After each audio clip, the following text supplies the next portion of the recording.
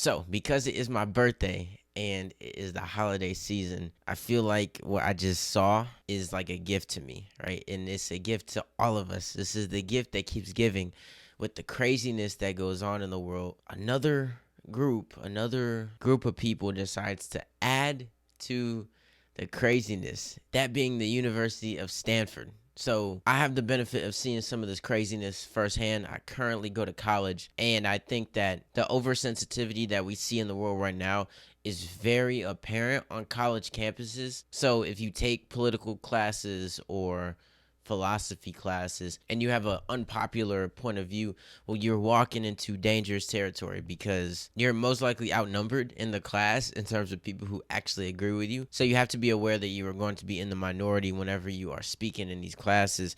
And what I'm about to show you now is just evident of that. It's getting worse, and it's honestly mind-blowing that this is the stuff that we like focus on. I'm talking about it simply because I want to shed light on the craziness of it and hopefully divert people away from it. Like, hey, heads up, this is what schools and politicians and whoever else want you to focus on, and it is completely stupid, as opposed to trying to promote it, because I think that this is sane. It's insane what is going on, and universities are leading the charge, i.e. Stanford. So what they did is they released like an index of a bunch of words that they don't want students or faculty or whoever on their campus to say anymore, because it's harmful and they're hurtful and it makes people feel sad and bad, and I'm gonna throw up in about like 2 seconds.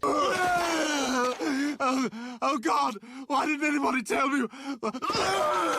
And they went as far as to like remove these words from their school database. It just is so, I don't know, it just makes me laugh. It's so funny to me because this is not a joke. This is real. Like, this is actually happening before our eyes in real time, and there are people out there who partake in this in a serious manner.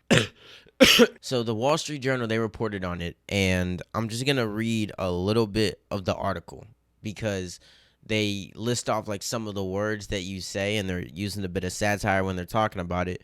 But then there's like an actual list, and I'm just gonna go over some of them because it's freaking crazy, right? Like, this is literally what we focus on, or what like people are trying to push society to focus on and take seriously. Is beyond me, but this is why I talk about it, right? So I can try to understand it, because like I said, this is real. This is not a joke. So this is what the Wall Street Journal had to say about it. They said, call yourself an American. Please don't. Better to say U.S. citizen, per the bias hunters, lest you slight the rest of the Americans. Immigrant is also out, with person who has immigrated. As the approved alternative, it's the iron law of academic writing. Why use one word when four will do? You can't master your subject at Stanford any longer.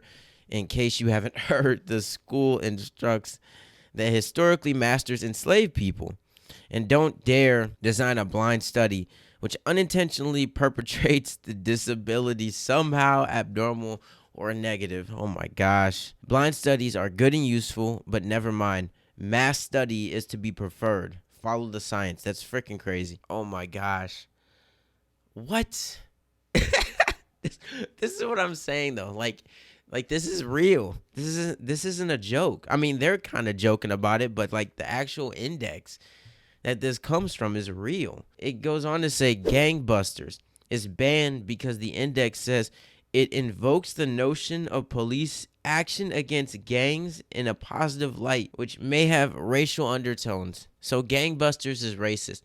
Once again, it is the equivalent to a white person wearing a Black Lives Matter shirt. You think that you are trying to be nice and helpful to me because I'm a poor, defenseless minority, but really you are just insulting me, and it just feels condescending and annoying because you have been led to believe that I believe that my life doesn't matter. It's the exact same thing here. You can't say gangbusters because it's racist to somebody who looks like me.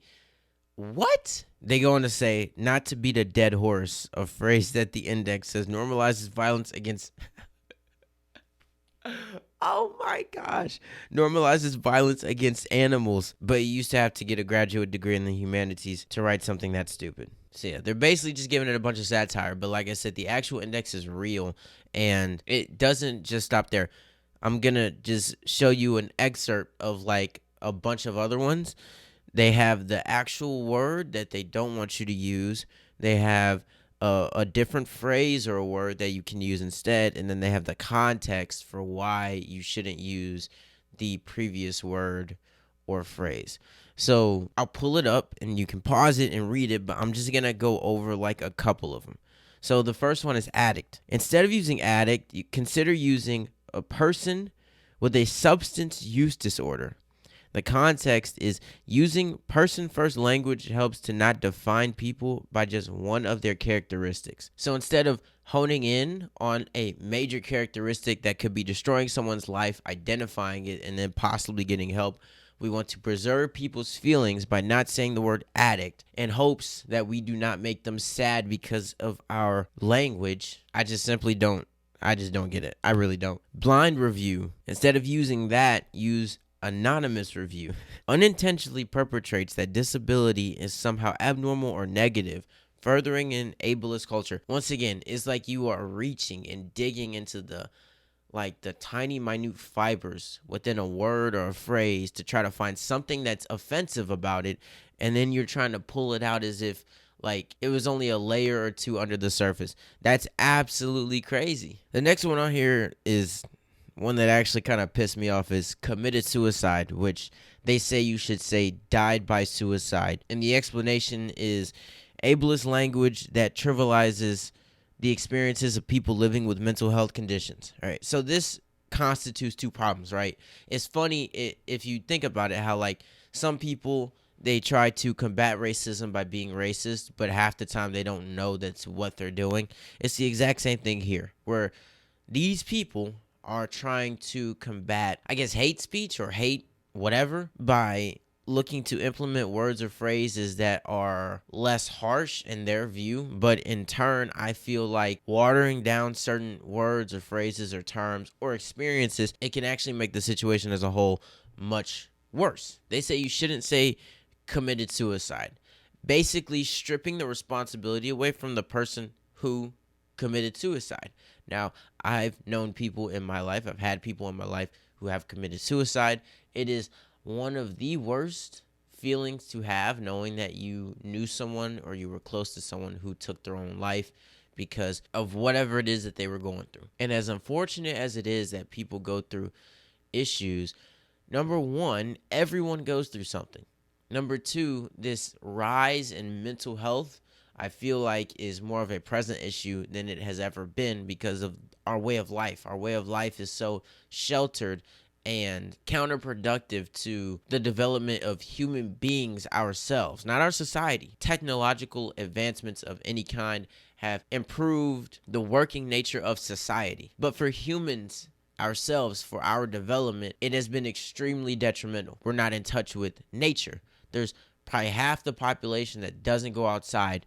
We don't talk to each other anymore. And then when we do, the interactions are problematic because we're not used to doing it. So in turn, you have people who have a laundry list full of mental health conditions and they're on medication for it, which flares up more issues because of all the side effects. So trying to be nice and soft about this topic is problematic because the nice and soft lifestyle is what got us here at such a large scale. Right now, there is a balance. So I'm not saying you got to go to a person who's dealing with mental health issues and scream at them and yell at them and call them a bunch of names or whatever the case may be. But like committing suicide is not something that should be celebrated. It's not something that should be coddled because it's the ultimate end of a person who felt that there was no way to deal with their problems or any other issues that they have going on. And in turn, you create a vacuum of people who are like left here who have to deal with the hurt because of that decision that was made. Now, yes, you do need a balance. There needs to be people who know how to talk to those who feel like there's no way to fix anything, therefore they have to end their own life. But to try to be soft about the topic by changing the phrase committed suicide, you are taking responsibility away from the actual person, and that's what creates a lot of the issues we have in society now. No one wants to be responsible for anything. Anything bad that happens in someone's life, it has to be someone else's fault. I see these rich people tweet things about whatever it is that they want to say in regards to their success, and I'll see a bunch of people in the comments of these tweets talking about how, oh, well, it's not that easy, and, I got to do this, and I can't do that, or whatever. Just blaming their current situation or the point that they're at in life on everything else.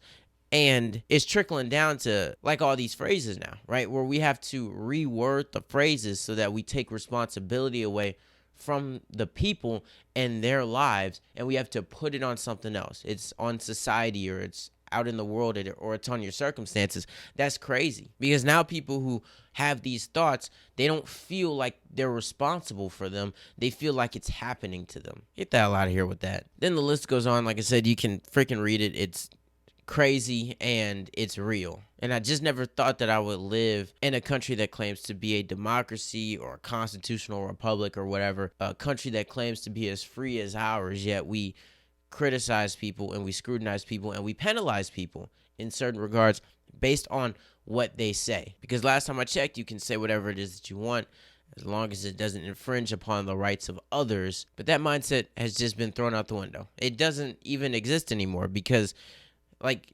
you just ask the Anti-Defamation League.